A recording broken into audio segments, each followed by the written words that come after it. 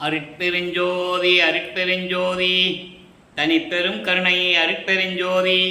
எல்லா உயிர்களும் இன்புற்று வாழ்க, வள்ளல் மலரடி வாழ்க வாழ்க, கொல்லா விரதம் குவளை எல்லாம் ஓங்குக, நல்லோர் நினைத்த நலம்பெறுக, நன்றி நினைத்தெல்லோரும் வாழ்க இசைந்து. உலக மக்களே, அறிவார்ந்த அன்பர்களே, ஆண்மைநேய ஒருமைப்பாடுடைய அன்பர்களே, வல்லப்பம்ம நமக்கு அருளிய திருவுற்பாவிலிருந்து நமது பிள்ளை பெருமானவர்கள் ஏன் இந்த பூலோகத்திற்கு ஒரு தாயின் வழியாக வருவிக்க உற்றார் என்பதையும், வருவிக்க உற்ற பிறகு அருட்பெருஞ்சோதி ஆண்டவர் தன் மகனிடம் எப்படியெல்லாம் திருவிளையாடல் செய்து கொண்டிருந்தார் என்பதையும், நமது பிள்ளை பெருமான் அவர்கள் தோன்றி துணையாக இருந்த காலகட்டங்களில் 33 ஆண்டுகள் சென்னையிலே இருக்கும்போது அவருடைய நிலை எப்படி இருந்தது என்பதையும், அதன் பிறகு சுத்த சன்மார்க்கத்தை பெற்ற பிறகு அருட்பெருஞ்சோதி ஆண்டவருடைய நிலையையும், வல்லப்பமானவர்கள் தன் தந்தையாகிய அருட்பெருஞ்சோதி ஆண்டவரிடம் எப்படியெல்லாம் அருளை பெற்றுக்கொண்டார் என்பதையும் திருவெற்பாவின் பாடலின் மூலமாக படிப்படியாக நாம் பார்த்து கொண்டிருக்கிறோம். திருவெற்பா மொத்தம் 6 திருமுறைகளை கொண்டது, 5987 பாடல்களை கொண்டது.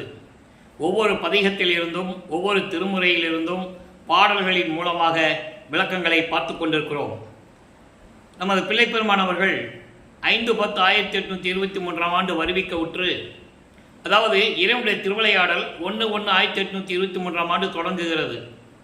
30/1/1874 இரவு 12 மணி வரையிலும் 51 ஆண்டுகள் அருட்பெருஞ்சோதி ஆண்டவருடைய திருவிளையாடல் நடந்து கொண்டிருக்கிறது. அருட்பெருஞ்சோதி ஆண்டவருடைய திருவிளையாடல்களினால்தான் அவருடைய மகனை, தன் அருளால் பெற்றெடுத்த ஒரு ஆண்மகனை செல்வப்பிள்ளை என்று பெயரிட்டு வளர்த்து கொண்டிருக்கிறார்.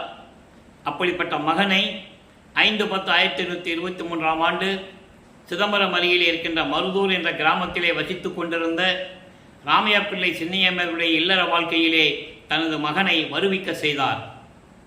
ஏற்கனவே அவர்களுக்கு இல்லற வாழ்க்கையில் பிறந்த குழந்தைகள் 4 பேர் உண்டு.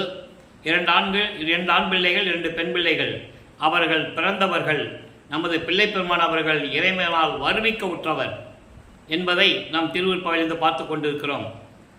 அந்த காலகட்டங்களில் நமது பிள்ளை பெருமான் அவர்கள் ஒரு தாயின் வழியாக இந்த பூலோகத்திற்கு வருவிக்க உற்ற பிறகு, அதோடு மட்டுமில்லாமல் அந்த தாயின் கருவறையிலே நமது குழந்தை இறைவன் இருக்கும்போது அங்கே எப்படியெல்லாம் இறைவனுடைய திருவிளையாடல் நடந்தது என்பதையும், அதன் பிறகு சிதம்பரத்திலே 5 மாத காலத்திலே இருக்கும்போது நமது குழந்தை இறைவனுக்கு அவருடைய தந்தை அருட்பெருஞ்சோதி ஆண்டவர் எப்படியெல்லாம் தன்னுடைய சுயரூபத்தை காட்டினார் என்பதையும், சிதம்பர ரகசியம் என்பது இறைவனுடைய சுய ரூபத்தை தன் மகனுக்கு வெட்ட வெளியாக காட்டியது 5 மாத குழந்தையிலேயே.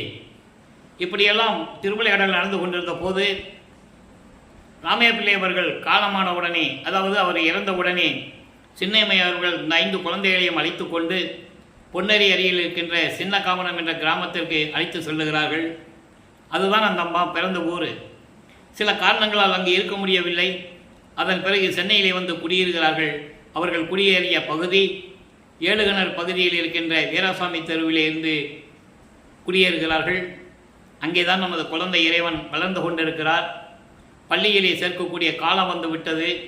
பள்ளியிலே சேர்க்கிறார்கள். பள்ளியிலே படிக்க முடியாது என்று சொல்லி வந்துவிட்டார். அவர் வரவில்லை. இறைவனுடைய திருவிளையாடலினால் இறைவன் அவரை தூண்டிவிட்டு பள்ளியிலே படிக்க முடியாதபடி வெளியே கொண்டு வந்து விடுகிறார். அதை பின்னாளில் பாடல்களிலே சொல்லுகிறார். அந்த விளக்கத்தை எல்லாம் நாம் பார்த்து விட்டோம். காரணம், அருட்பெருஞ்சோதி ஆண்டவர் தனது மகன் இந்த உலகியலிலே இந்த சந்தை படிப்பை எந்த ஆசிரியரிடமும் கற்றுக்கொள்ளக்கூடாது. இரண்டாவதாக, தனது மகன் இந்த உலகத்திலே யாரையும் குருவாக ஏற்றுக்கொள்ளக்கூடாது. தனது மகன் காவி உடை அணியக்கூடாது. இந்த நிலையில் அங்கே திருவிளையாடல் நடந்து கொண்டிருக்கிறது. காரணம், தனது மகன் சமயங்களிலும் மதங்களிலும் மார்க்கங்களில் கூறப்பட்ட நெறிமுறைகளை பின்பற்றி இருந்தாலும் கூட தனது மகனை சுத்த சன்மார்க்கத்தை கொடுக்கும்போது இதெல்லாம் தேவையில்லை என்று சொல்ல வேண்டும். அதனால்தான் தன் மகனை அங்கே இருக்க செய்கிறார். ஆக நமது குழந்தை இறைவன் 8 ஆண்டுகள் வரையிலும் அவருடைய நிலை எப்படி இருந்தது என்பதை பார்த்தோம்.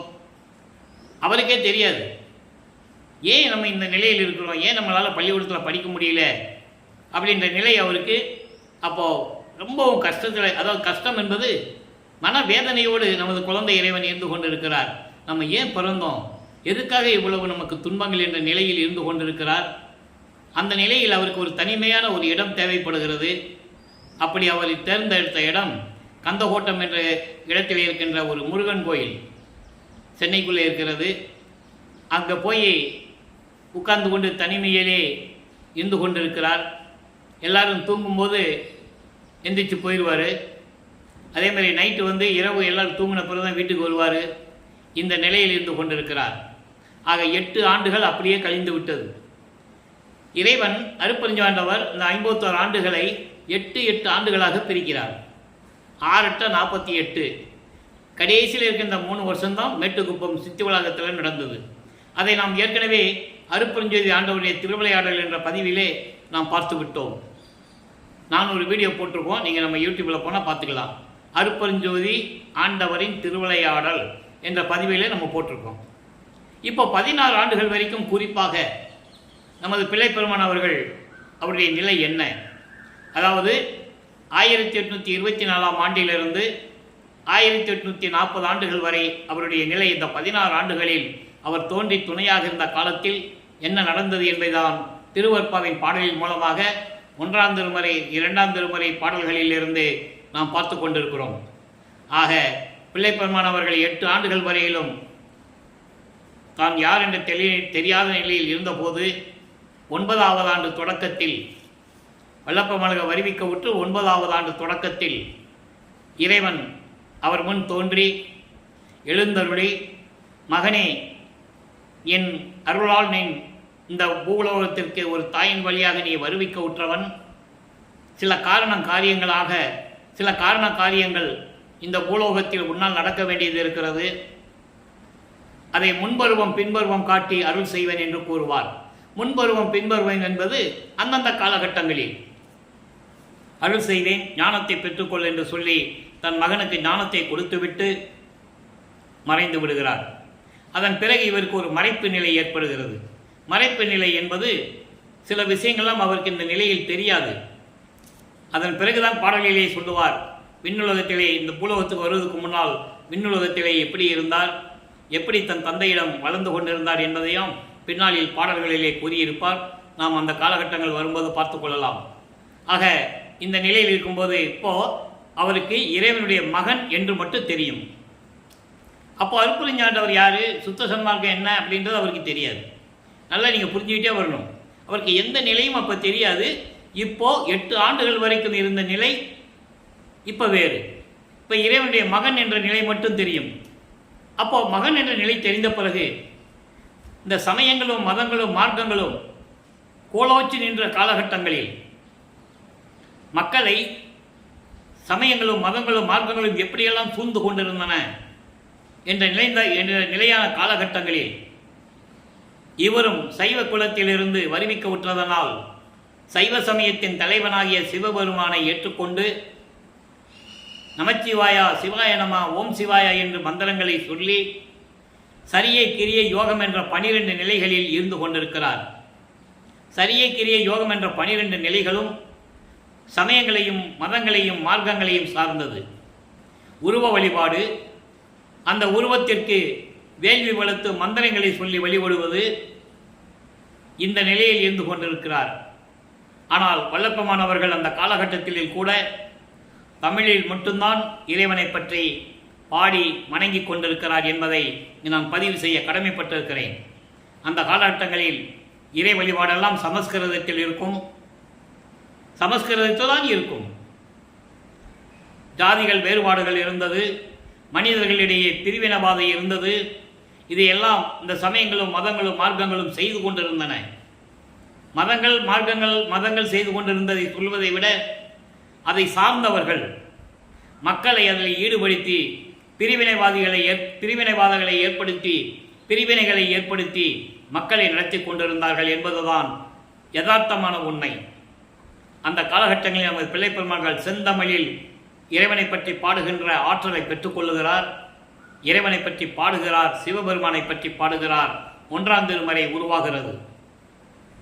9ஆம் ஆண்டிலிருந்து 12 ஆண்டுகளுக்குள் எந்த நிலையில் நமது பிள்ளைப்பெருமான் அவர்கள், அதாவது இறைவனுடைய மகன், அருட்பெருஞ்சோதியுடைய மகன் எப்படி இருந்தார் என்பதை நாம் திருவருட்பாவிலே பார்த்து கொண்டிருக்கிறோம். 1ஆம் திருமுறை சிவநேச வெண்பா இன்னைக்கு 55வது பாடல். சிவநேச வெண்பா மொத்தம் 100 பாடல்களை கொண்டது, 8 பதிகங்களை கொண்டது. நாம் ஏற்கனவே திருவருள் முறையீடு என்ற பதிகத்தையும் வடிவுடை மாணிக்கமாலை என்ற பதிகத்தையும் இறைவனுடைய திருவிளையாடல் என்ற பதிவிலே நாம் பார்த்து விட்டோம்.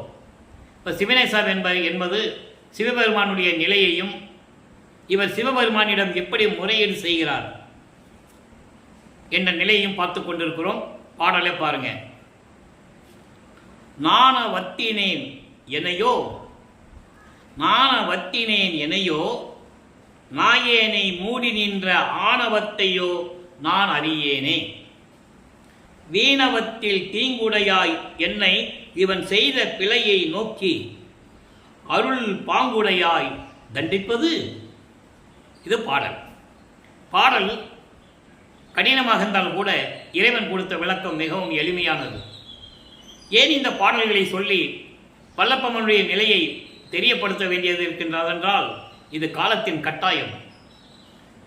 எத்தனையோ நூற்றாண்டுகளுக்கு முன்னால் நடந்த நூல்களையும் கதைகளையும் புராணங்களையெல்லாம் மக்களிடம் சொன்னார்கள்.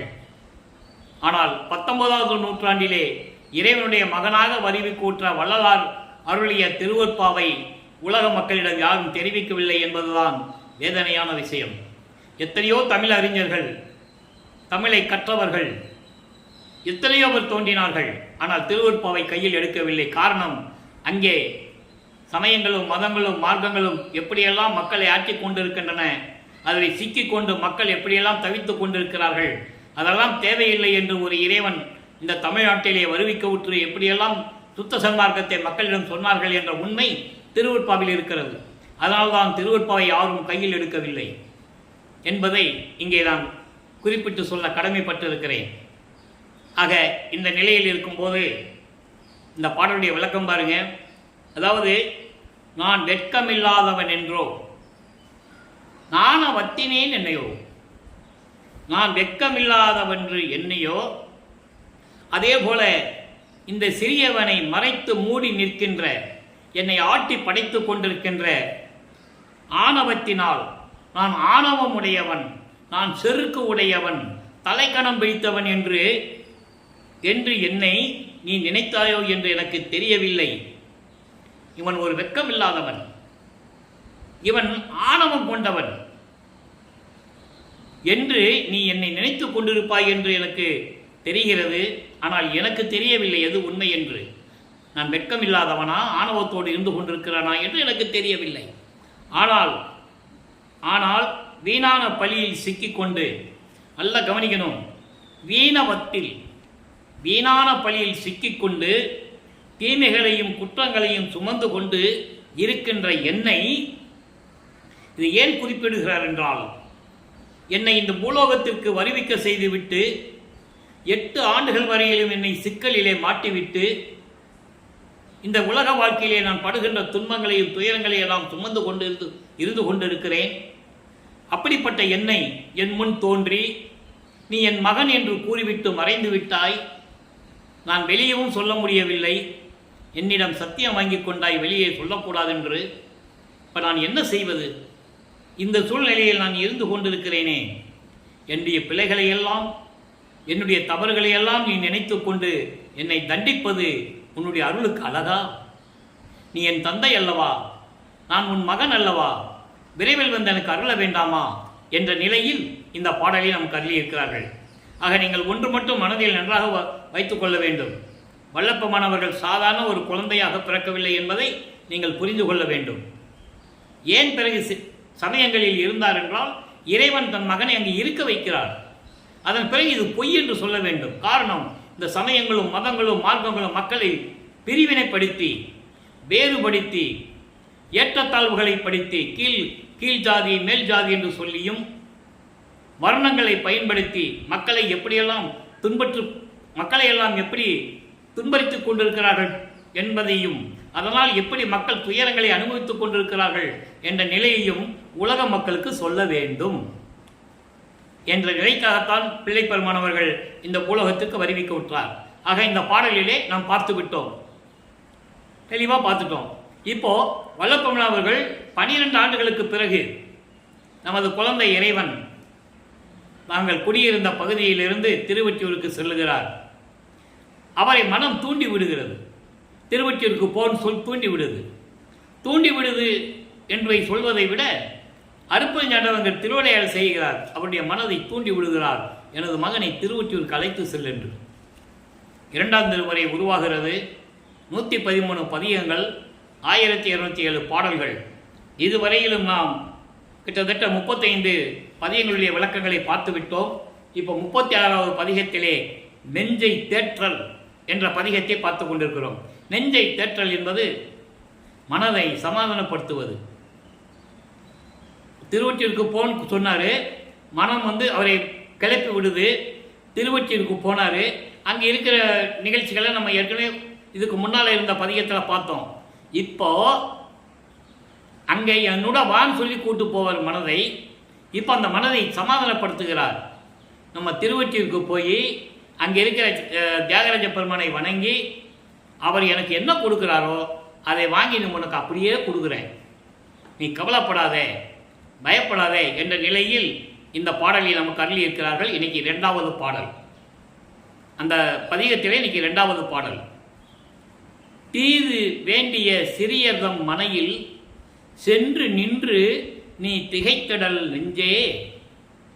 மனதிடம் சொல்லுகிறார், யாது வேண்டுதி வருதி என்னுடனே. யானர் மேவிய திருவொற்றியூர் அகத்து மாது வேண்டிய நடன நாயனோர் வள்ளலார் அங்கு வாழ்கின்றாய் கண்டாய். மனதிடம் சொல்லுகிறார், ஈது வேண்டியது என்ன முன் அளிப்பார் ஏற்று வாங்கி நான் ஈகுவேன் உனக்கே. இது பாடல்.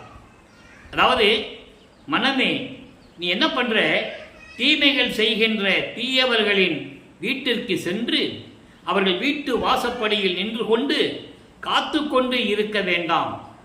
ஏதோ ஒரு காரணத்திற்காக நீ அங்கே போய் நின்று கொண்டு இருக்கிறாய்.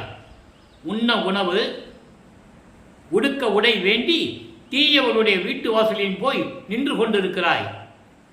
அது தேவையில்லை மனமே. உனக்கு என்ன வேண்டுமோ என்று என்னிடம் சொல். என்னுடன் வா. அங்கே நிரந்தரமாக, யானர் என்பது நிரந்தரமாக திருவொற்றியூரிலே இருக்கின்ற அந்த கோயிலிலே இருக்கின்ற இறைவனை நாம் போய் பார்க்கலாம். எனக்கு எது வேண்டும் என்று. அங்கே இறைவன் எப்படி இருக்கிறார் என்றால், மாது வேண்டிய நடன நாயனோர். என் அம்மை உண்மையால் இருக்கிறாளே, நல்லா கவனிக்கணும் நண்பர்களே. அவர் சமயங்களிலே எவ்வளவு பற்று கொண்டிருந்தார் என்பதையும், சுத்த சன்மார்க்கத்தை பெற்ற பிறகு இது தேவையற்றது, பயனற்றது என்று எப்படி சொல்லுகிறார் என்பதையும் நீங்கள் பார்க்க வேண்டும். ஏனால் அதுக்காக தான் வருவிக்க உற்றவர். காலமாக இந்த பிரபஞ்சம் தோன்றிய காலத்திலிருந்தே ஏற்றத்தாழ்வுகள் இருந்து கொண்டிருந்தது. சமயங்களும் மதங்களும் மார்க்கங்களும் மக்களை பிரித்து விளையாடி கொண்டிருந்தன. ஒருவரை மோதவிட்டு கொண்டு மடிந்து கொண்டிருக்கிறார்கள். அதனால் பாடலிலே சொல்லுவார், சாதியிலே, மதங்களிலே, சமய நெறிகளிலே, சாத்திர சடங்குகளிலே, கோத்திர சண்டையிலே, அதாவது அபிமானித்து ஆதி முதல் அபிமானித்து அலைகின்ற உலகில் அலைந்து மடிவது அழகலதே. யார் சொன்னது இந்த பிரபஞ்சத்தில்? இதை சொல்லுவதற்காகத்தான் இந்த பூலோகத்திற்கு வருவிக்க உற்றவர். ஏனென்றால் இதை சொல்ல வேண்டிய காலகட்டத்தில் இருக்கிறோம். நீங்களே பார்த்துட்டு இருப்பீங்க எவ்வளவு பிரச்சனைகள் நடக்குதுன்னு. சாதிகளாலும் மதங்களாலும் மார்க்கங்களாலும் சமயங்களாலும் எவ்வளவு வழிபாடுகளாலும் எவ்வளவு வேறுபாடுகள் நடந்து கொண்டிருக்கிறது இந்த பூமியிலே என்பது உங்களுக்கு கண்கூடாக நீங்கள் பார்த்திருப்பீர்கள். தினமும் செய்திகளை அறிந்து கொண்டிருக்கிறீர்கள்.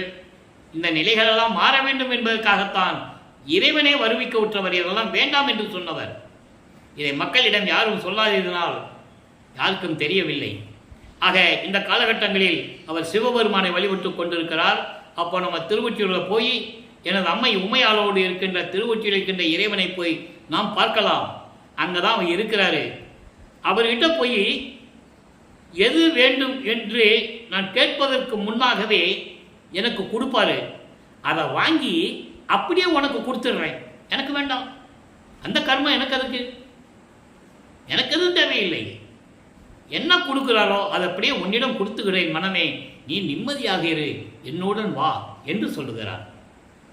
மனதுடைய நிலையை, மனம், சித்தம், புத்தி, அகங்காரம், இது அந்த கரணங்கள், இது தத்துவத்தின் அடிப்படையில் இருக்கின்ற தத்துவங்கள். அந்த நிலைகளை மக்களுக்கு தெரியப்படுத்த வேண்டும் என்பதற்காகத்தான் திருவற்பாவை நமக்கு அருளி இருக்கிறார்கள் பிள்ளைப் பெருமான் அவர்கள் என்பதை நான் இங்கே குறிப்பிட கடமைப்பட்டு இருக்கிறேன். சரி, இப்போ வல்லப்பெருமான் அவர்கள் 16 ஆண்டுகளுக்குள் இந்த நிலையில் இருந்து கொண்டிருக்கிறார். அதன் பிறகு படிப்படியாக அடுத்த நிலைகள் எல்லாம் நம்ம படிப்படியாக பார்க்க போகிறோம்.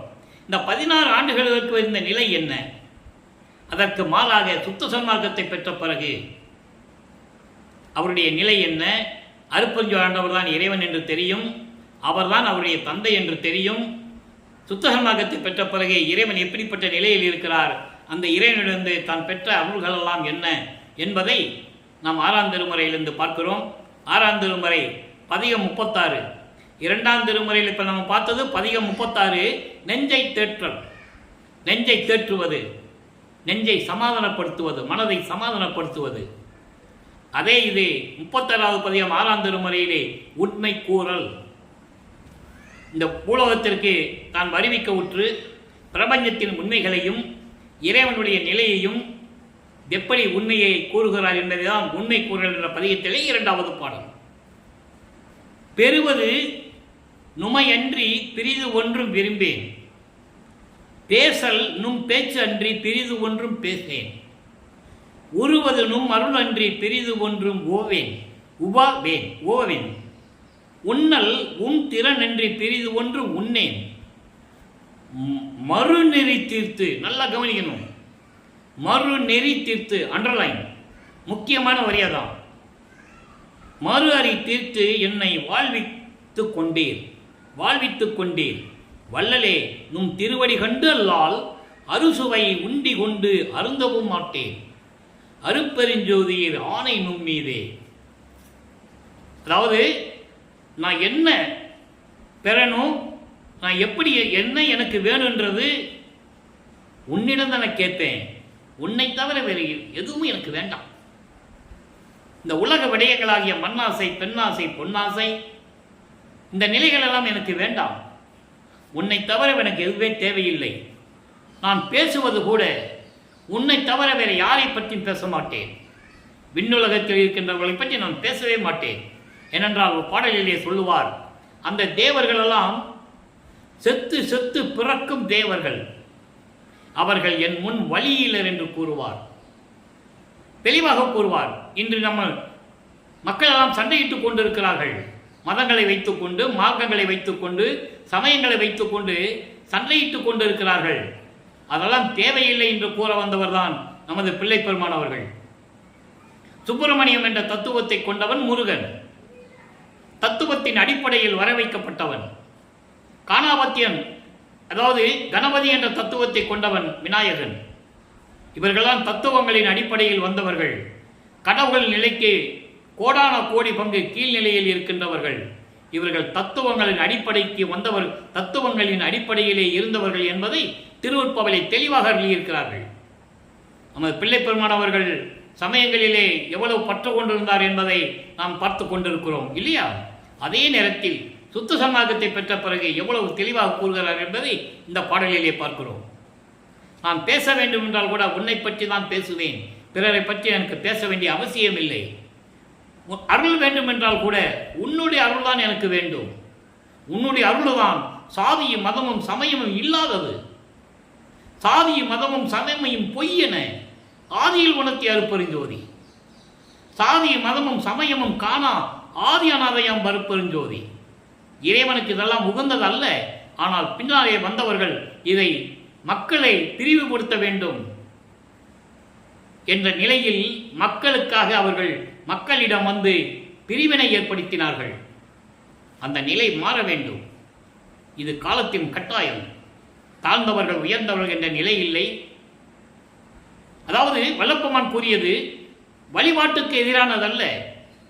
நல்லா புரிஞ்சுக்கணும். அந்தந்த மதங்களும் அந்தந்த சமயங்களும் அந்தந்த மார்க்கங்களை சேர்ந்தவர்கள் வழிபட்டுக் கொள்ளலாம், அது அவங்களுடைய சுதந்திரம். ஆனால் அந்த ஆன்மீகத்தை, அந்த வழிபாட்டை வைத்துக் கொண்டு மக்களை பிரிவினை செய்யக்கூடாது. அதுதான் திருவருட்பாவின் கான்செப்ட், அதான் திருவருட்பாவின் நோக்கம். சிவபெருமான வழிபடுறையா, வழிபட்டுக்கோ, அது உன்னுடைய சுதந்திரம். முருகனை வழிபடுறையா, வழிபட்டுக்கோ.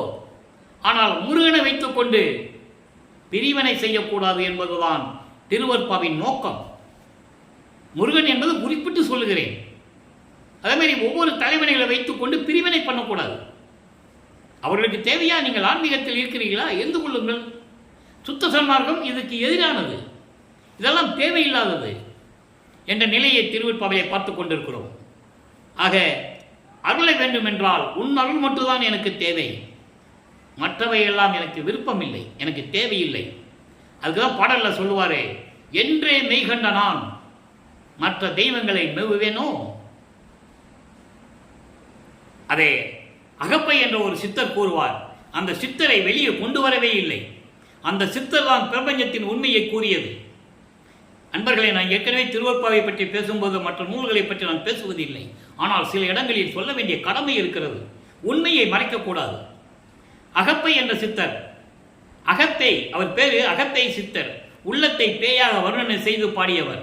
அது பின்னால் அகப்பை சித்தர் என்று பாடிவிட்டது. எல்லா தத்துவங்கள் எல்லாம் தெய்வமானதடி, சதாசிவமானதடி, மற்ற தெய்வங்கள் எல்லாம் பொய் வடிவமானதடி. எல்லா தெய்வங்களும் தத்துவத்தின் அடிப்படையில் வந்தவர்கள் தெளிவாக சொல்லுகிறார். அதை வல்லப்பமான் திருவருட்பாலை ஒரு இடத்துல சொல்லுவார், இதைதான் சொல்லுவார், என்றே மெய்கண்ட நான் மற்ற தெய்வங்களை மெவுவேனோ. நீதான் அருப்பெருஞ்சோதி, உருவமில்லாத கடவுள், ஜோதியாக இருந்த கடவுள், சாதியும் மதமும் சமயமும் இல்லாத கடவுள், உன்னை தவிர வேற யாரை நான் நினைக்க முடியும் என்றெல்லாம் கூறுவார். என்றே மெய்கண்ட நான். அதோடு மட்டுமல்ல, சிறு தெய்வங்களை மெவுவேனோ என்று கூறுவார். எனக்கு தேவையில்லை, மற்ற தெய்வங்கள்லாம் தேவையில்லை என்று கூறுவார். இப்ப பாருங்க, இது ஏன் சொல்கிறேன் என்றால், இந்த பாடலில் அந்த வரி வருது. உன்னை, அதாவது உன்னுடைய அருளை பற்றி தான் நினைப்பேன், மற்றவர்களை பற்றி நான் வேறு எதுவும் நினைக்க மாட்டேன். மறுநெறி தீர்த்து, அதனால்தான் இவ்வளவு விளக்கங்கள் சொல்ல வேண்டியிருக்கிறது. மறுநெறி என்பது ஏற்கனவே பிரபஞ்சத்தில் தோற்றுவிக்கப்பட்ட, மனிதர்களால் தோற்றுவிக்கப்பட்ட, அந்தந்த சமய தலைவர்களாலும் மத தலைவர்களாலும் மார்க்கங்களின் தலைவர்களாலும் தோற்றுவிக்கப்பட்ட நெறிகள் இருக்கிறதே, அந்த நெறிகள் எல்லாம் பிரிவினைவாதத்தை தூண்டக்கூடியது, மக்களுக்கு தேவையில்லாத பிரச்சனைகளை எல்லாம் எழுப்பக்கூடியது.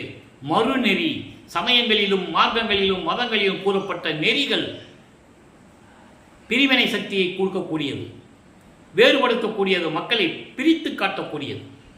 இவன் சைவ சமயத்தை சேர்ந்தவன், இவன் வைஷ்ணவ சமயத்தை சேர்ந்தவன், இவன் கௌபார சமயத்தை சேர்ந்தவன், இவன் இந்த மார்க்கத்தை சேர்ந்தவன், இவன் இந்த மதத்தை சேர்ந்தவன் என்று பிரித்து காட்டுவது, அதான் மறுநெறி.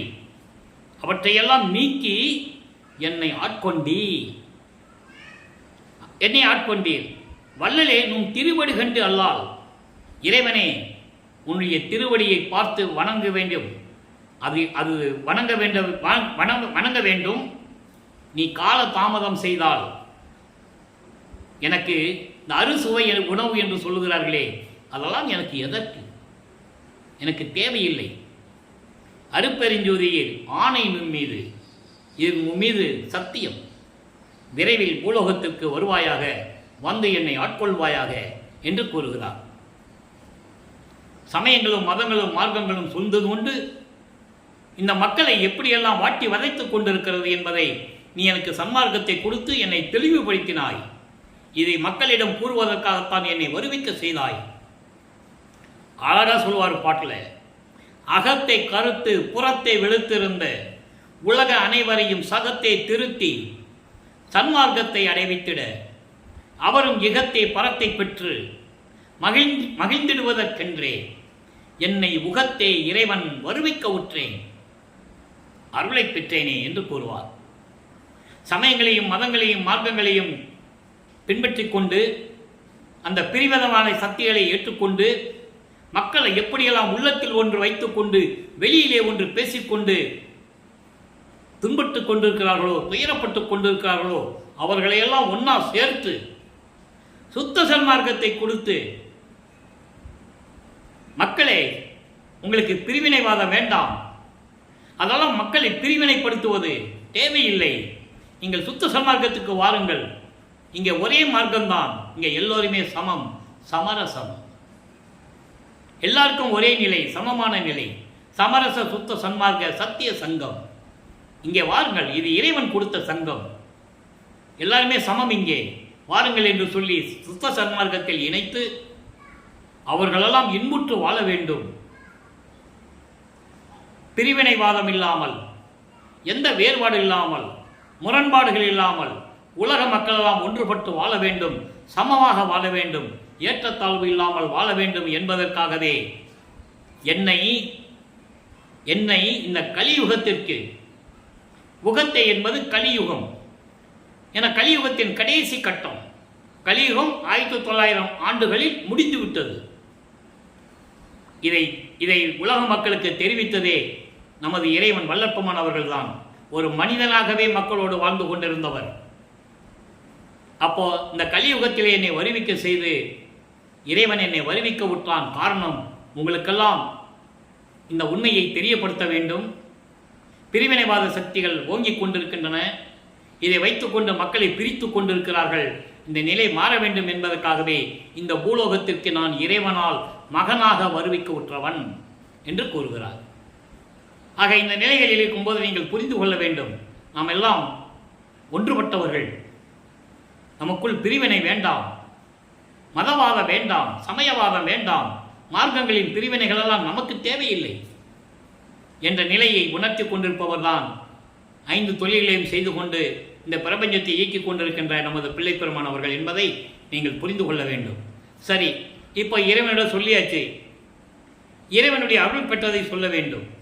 இறைவன் எப்படி தனக்கு அருளை கொடுத்தார், எப்படி அவருக்கு தெளிவுபடுத்தினார் என்ற நிலையை 65வது பதிகமான 6ஆம் திருமுறையிலே அடைக்கலம் புகுதல் என்ற பதிகத்திலே 2வது பாடல். எப்படி நம்ம 2ஆம் திருமுறையிலே 2வது பாடலை பார்த்தோமோ அது அப்படியே அங்கங்க அந்தந்த பாடல்களுக்கு ஒவ்வொரு பதிகத்திலும் விளக்கம் இருக்கிறது. நல்லா கவனிச்சுக்கணும். திரைசேர் மறைப்பை தீர்த்து, நான் சொன்னேன்ல, 9வது ஆண்டில் தன் மகனை ஆட்கொள்ளும் போது ஆட்கொண்டு என்னுடைய மகன் என்று சொல்லிவிட்டு ஞானத்தை கொடுத்து விட்டு, மெஞ்ஞானம் வேறு, மெஞ்ஞானம் சுத்த சன்மார்க்கத்தை பெற்ற பிறகுதான் நமக்கு கிடைக்கும். அது வரைக்கும் ஞானம் மட்டும்தான், பாடல்களை பாடுகின்ற ஒரு ஆற்றலை கொடுப்பது, அந்த நிலை மட்டும்தான் அப்படி இருந்தது. ஒரு மறைப்பை கொடுத்து விட்டு சென்றார் என்று சொன்னேன் அல்லவா? அதை இங்கு சொல்ற பாருங்க, திரைசேர் மறைப்பை தீர்த்து. அந்த மறைப்பை எப்ப தீர்க்கிறாரு? சுத்த சன்மார்க்கத்தை கொடுத்த பிறகு அந்த மாயைகளையும் மயக்கங்களையும் கொண்ட ஒரு திரை மனிதர்களுக்கு இருந்து கொண்டிருக்கிறது. அதனால்தான் இவ்வளவு நிகழ்ச்சிகள் இந்த பூலோகத்திலே நடந்து கொண்டிருக்கிறது. மனிதன் சிந்திக்க வேண்டும். ஒரு காரியத்தை செய்யும் போது எது நன்மை தீமை என்று புரிந்து கொள்ள வேண்டும். அதுதான் திரை, மாயை. மாயைகளில் சிக்கிக்கொண்டு தவித்து கொண்டிருக்கிறார்கள் மக்கள். அந்த மாயைகளின் இந்த மறைப்பை நீக்கி எனக்கே தெரியாதெல்லாம் தெரிவித்து, அண்டர்லைன் சொல்லிட்டாரா, எனக்கு தெரியாதெல்லாம் தெரிவித்து எல்லா நிலைகளையும் எனக்கு கொடுத்து பறைசேர் ஞான பெருவெளியில், நல்லா கவனிக்கணும், பறைசேர் ஞான பெருவெளியில் பழுத்த கொளுத்த பழம் தந்து. என்ன பழம் கொடுத்தாரு? புராணங்களில் சொல்லுவாங்கல்ல, நீங்கள் கேள்விப்பட்டிருப்பீங்க, ஒரு ஞான பழத்துக்காக சண்டை போட்டுக்கிட்டு முருகனும் விநாயகன் பிரிஞ்சு போயிட்டாங்கன்னு சொல்லுவாங்கல்ல, அது வேறு. இங்கே என்ன பழம் சொல்றாரு? பழுத்த பழம் தந்து. பழுத்த பழம் தந்து என்பது சாதிகளும் மதங்களும் சமயங்களும் என்ற பிரிவினை இல்லாத சுத்த சன்மார்க்கத்தை எனக்கு கொடுத்து, பறைசேர் ஞானவெளியில் விளங்குகின்ற, பறைசேர் ஞானவெளி என்பது அருள் வல்லமையோடு விளங்கிக் கொண்டிருக்கின்ற சுத்த சிவஞான வெளியில் இருக்கின்ற சத்திய ஞான சபையில். சுத்த சன்மார்க்கம் எங்க போய் வாங்குறாரு? 33 ஆண்டுகள் சென்னையிலே இருந்துட்டு அதன் பிறகு இறைவன் தன் மகனை ஆட்கொண்டு பறக்கின்ற சக்தியை கொடுத்து, அண்டங்களை கடக்கக்கூடிய சக்திகளை கொடுத்து தனது மகனை அங்க வர வைக்கிறார். அங்கதான் சுத்த சன்மார்க்கத்தை வாங்குறார். அங்க வாங்கிட்டு வந்ததும் இங்க மக்கள்கிட்ட சொல்றாரு, சமரச சுத்த சன்மார்க்க சத்திய சங்கம் என்று சொல்லுகிறார். சுத்த சன்மார்க்கத்தை பெற்றேன் என் தந்தையிடமிருந்து அப்படின்னு பாடலாம் இருக்கு. ஆக சுத்த சன்மார்க்கத்தை உருவாக்கியவர் அருட்பெருஞ்சோதி ஆண்டவர். அதை கொண்டு வந்து பூலோகத்திலே மக்களெல்லாம் சமரசமாக வாழ வேண்டும், பிரிவினை இல்லாமல் வாழ வேண்டும், ஏற்றத்தாழ்வுகள் இல்லாமல் வாழ வேண்டும் என்ற நிலையில்தான் அதை சமரச சுத்த சன்மார்க்க சத்திய சங்கம் என்று பெயரிட்டார். அப்படி என்னை அந்த சுத்த சிவஞான வெளியில் இருக்கின்ற சத்தியஞான சபையில் விளங்கி கொண்டிருக்கின்ற என் தலைவா அருட்பெருஞ்சோதி ஆண்டவரை, என் தந்தையரே, அங்கே எனக்கு சுத்த சன்மார்க்கத்தை கொடுத்து அதான் பழுத்த கொழுத்த பழம் தந்து, பழுத்த கொழுத்த பழம் தந்து என்பது சுத்த சன்மார்க்கம். சுத்த சன்மார்க்கத்தை கொடுத்து கரைசேர் இன்ப காட்சியெல்லாம் காட்டி கொடுத்து அங்கேயே எனக்கு எல்லாவற்றையும் எல்லா காட்சிகளையும் எனக்கு காட்டி சுத்த சிவஞான வெளியிலே எனக்கு காட்டி கொடுத்து என்னை ஆண்ட அரசே, ஐயா, அம்மா, என் அப்பா, யான் முன் அடைக்கலமே.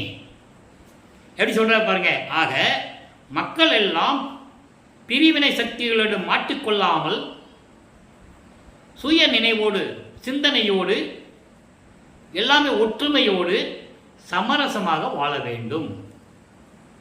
மூட நம்பிக்கைகளோ அதனால் ஏற்படுகின்ற விளைவுகளோ எப்படிப்பட்டது என்பதை திருவற்பாவிலே நாம் கண்கூடாக பார்த்து கொண்டிருக்கிறோம்.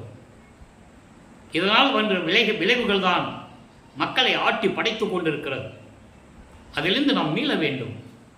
எல்லாரும் சமரசமாக வாழ வேண்டும். எல்லாருமே சமம் என்ற நிலையில் இருந்து கொண்டு நாம் இன்பமாக வாழ வேண்டும் என்பதற்காகவே, இதை உலக மக்களிடம் தெரிவிக்க வேண்டும் என்பதற்காகத்தான் சுத்த சன்மார்க்கத்தை உலக மக்களுக்கு அருளினார்கள் பிள்ளை பெருமானவர்கள் என்பதை நீங்கள் புரிந்து கொள்ள வேண்டும். எனவே அன்பர்களே, இந்த காலகட்டங்களில் இப்படி திருவற்பாவுடைய விளக்கங்களை கூறுவது இந்த வள்ளலார் ஊழியனுடைய கடமை என்பதை நான் புரிந்து கொண்டு இறைவன் கொடுத்த விளக்கங்களை இங்கே உங்களுக்கு நான் கொடுத்து கொண்டிருக்கிறேன். நான் இங்கே கூறக்கூடிய விளக்கங்கள், நிகழ்ச்சிகள் எல்லாமே திருவற்பாவில் இருக்கின்ற உண்மைகள் என்பதை நான் மறுபடியும் சொல்ல கடமைப்பட்டிருக்கிறேன். எனவே நீங்கள்லாம் ஏற்றத்தாழ்வுகள் இல்லாமல் எந்த மத பிரிவினையோ சமய பிரிவினையோ மார்க்கங்களுடைய பிரிவினையிலோ சிக்கி மாட்டிக்கொள்ளாமல் இந்த உலக மக்களெல்லாம் இன்புற்று வாழ வேண்டும் என்ற நிலையில் நீங்கள்லாம் சுத்த சன்மார்க்கத்தில் இணைந்து சுத்த சன்மார்க்கத்தின் தலைவனாகிய ஜோதி வடிவில் இருக்கின்ற அருட்பெருஞ்சோதி ஆண்டவரை ஏற்றுக்கொண்டு அருட்பெருஞ்சோதி அருட்பெருஞ்சோதி தனிப்பெருங்கருணை அருட்பெருஞ்சோதி என்ற மகாமந்திரத்தை சொல்லி இறைவனை வணங்கி சைவ நெறியில் இருந்து கொண்டு கொலையும் புலையும் தவிர்த்து இறைவனை வணங்கி இறைவனிடமிருந்து எல்லா ஆற்றல்களையும் செல்வங்களையெல்லாம் பெற்றுக்கொண்டு இந்த வையகத்தில் நீங்கள் வாழ்வாங்கு வாழ வேண்டும், நிடூழி வாழ வேண்டும், மரணமில்லா பெருவாழ்வில் நீங்கள் வாழ வேண்டும் என்று இறைவனுடைய தயவோடையும் கருணையோடையும் வாழ்த்தி வணங்கி இந்த வள்ளலார் ஊழியன் விடைபெறுகிறேன். மீண்டும் நாளை சந்திப்போம். நன்றி, வணக்கம். அருட்பெருஞ்சோதி அருட்பெருஞ்சோதி தனிப்பெருங்கருணை அருட்பெருஞ்சோதி. தினமும் இறைவனை பற்றிய விளக்கங்கள் கிடைக்கும். நீங்கள் கேட்டு மகிழ்ந்து இறைவனர்களை பெற்றுக்கொள்ளுங்கள்.